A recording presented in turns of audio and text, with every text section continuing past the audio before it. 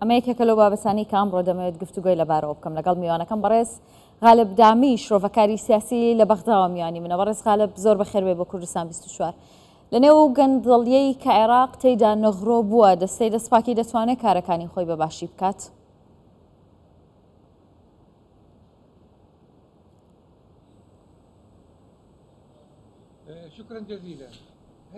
زۆر سوپاس بۆ ئێوە.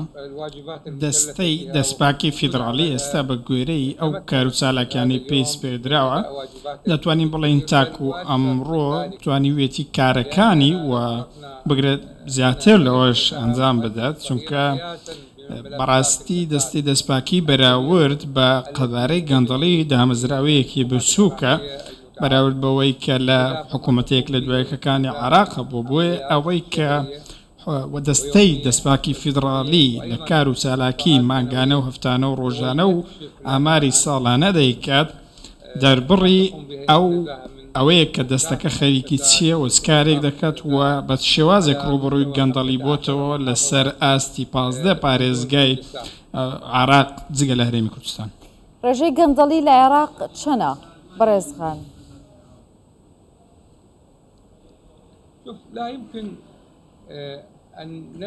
ئێمە ناتوانین ئامارێکی وردمان لەبارەی ڕێژەی گەندەڵی لە عێراق هەبێت، چونکە ئەمە وەکو باسم کرد دەکرێت بڵین کە لە هەندێک شوێن 50-90 ژمارەکان دەگۆڕێن، بەڵکو ئێمە پێویستە باسی ئەوە بکەین کە دامەزراوەیەکی وەکو دەستەی دەستپاکی فیدراڵی، دەستەی چاودێری دارایی و دادوەری خەریکی چکارێکن لە ئاشکراکردنی دۆسەکانی گەندەڵی و دەرکردنی بڕیاری دادوەری لەو ڕۆوەرەچە ئاستێکدا بووە کەواتە خەملاندن هەیە، هەندێکیان بەڕاستی لۆژیکی نین بەشێک لە خەملاندنەکان، بەڵام ئێمە وەکو چاودێر مامەڵە لەگەڵ ئەو ژمارانە دەکەین کە دامەزراوەکە دەریان دەکات و لەژێر ڕۆشنایی ئەو ژمارەیە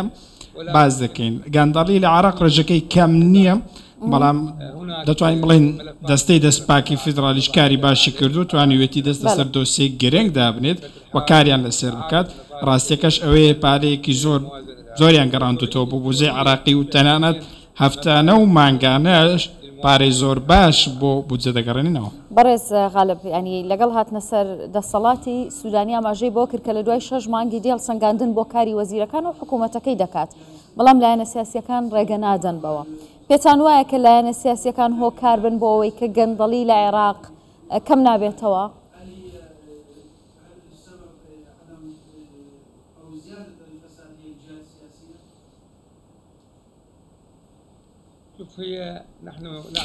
بابەتەکە بەو شێوەیە.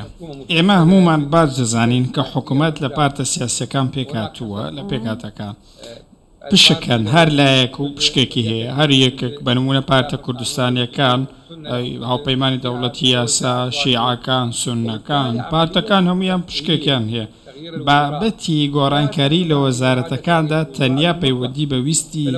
ڕاهای سەرۆکوەزیرانی عێراقەوە نییە، چونکە گەر ئەو بیەوێ یاخود هەندێک لە وەزیرەکانیش لە کارەکان دوور بخاتەوە پێویستی بە ڕەزامەندی ئەو پارتولایەنانەیە کە ئەم وەزیرانەیان کاندید کردووە، چونکە بەڕاستی لە هەندێک لایەنی سیاسیەوە زۆرێک لە کەمتەرخەمی هەیە لەم بابەتەدا، چونکە ئەمان دەست بە هەندێک بەرپرسەوە دەگرن کە بەڕاستی سەرچاوەی دارایین بۆ ئەو لایەنە سیاسیانە، واتە ئەو بەرپرسانە ئەمان دەستیان پێوە گرتون و دەیانەوێت لە پۆستەکەی خۆیان دەبمێنەوە، بۆیە دەبێتەوە بزانین و سەرۆک وەزیران ناتوانێت بە تەنیا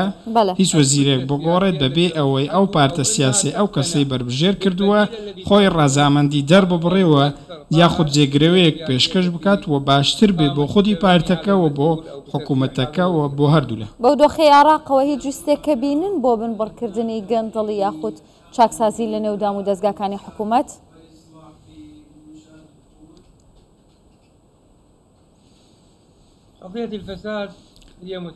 دۆسیە گەندەڵی دۆسیەکی کەڵەکە بووە و ماوەی چەندین ساڵ لە بەردەوامە شتێکنی ئەمڕۆ ڕوویدا بێت، بەڵکو لە دوای ساڵی 2003 لە دوای پەسەندکردنی یەکەم بودجە لە حکوومەتی نووری مالیکی لە دوای ساڵی 2005 بە نمونە و بەرزبوونەوەی نرخی نەوت و تەواوی ئەم پرسانە بەرژەوەندیسان لایەنێک زۆر بۆ لەگەڵیشیدا گەندەڵی زۆر بوو بۆیە گەندەڵی لە عێراقدا بووەتە ڕفتارێکی قبولکراوی سیاسی و لەسەر ئاستی جەماوەریش دانی پێدا دەنرێت بۆیە تەنانەت لە هەندێک کاتدا ئەو کەسەی لە دەوڵەتیش دەدزێت لە کۆمەلگا قبول کراوە و خەڵک وای لە هاتۆ بە شتێکی خەرب نایبینین کەواتە بابەتەکە ئەوەیە کە تەسکردنەوە و کەمکردنەوەی با بڵین گەندەڵی لە عێراق لە مەودای نزیکدا کارێکی سەختە پێم وانە شتی وا ڕوودات بەڵام گەشتبینین بەوەی بە هۆشیاری و ئاگایی خەڵک و بە کار و چالاکی دەستەکانی چاودێری و بەدووادا چۆن بتوانین گەندەڵی ئاسۆی گەندەڵی بەرتەسب بکەینەوە ئەمە تەنیا لە عێراقیش نییە بەڕاستی لە زۆربەی وڵاتان هەیە بەڵام شتەکە ئەوەیە کە لە عێراق زیاترە بەراورد بە وڵاتانی دیکە چونکە ئەو وڵاتانە خزمەتگوزاری پێشکەش خەڵکی خۆیان دەکەن بەڵام لە عێراق بە پێچەوانەوە هەندێک لە بەرپرسان پارە خەرج دەکەن و هیچ خزمەتگوزارێک پێشکەش ناکەن کارە باشترین نمونێ یعنی باز لە چیرۆکی زۆر سیر و جیاواز دەکرێت لە بەهدەردانی سامانی گشتی لە عێراق خەڵک هاوڵاتیان ئەوەندەی پێیان دەکرێت تەنیا خۆپیشاندانە داواکردنی خزمەتگوزاری و مافەکانی خۆیانە چی ڕێگرە لەوەی کە ینی گەندەڵی بنبڕ نابێت لە عێراق یاخودلانی کەم ڕێگە بدرێ خزمەتگوزاری پێشکەشی هاوڵاتیان بکرێت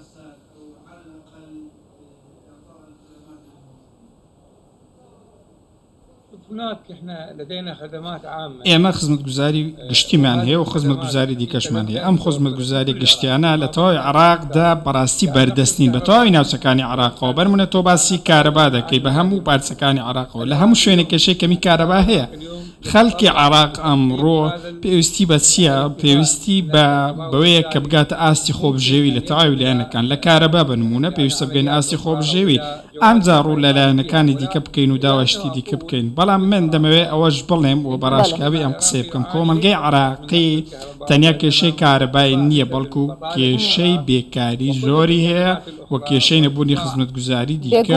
ئەمە بابەتی دواتر مەکە من گفتوگۆی لەبارەوە دەکەم لەگەڵ میوانەکەمیش بێکاریە لە عێراق زۆر سپاس دەکەم بەڕێز غالب دامی شرۆڤەکاری سیاسی لە بەغدا لەگەڵم بووی دەست خۆش.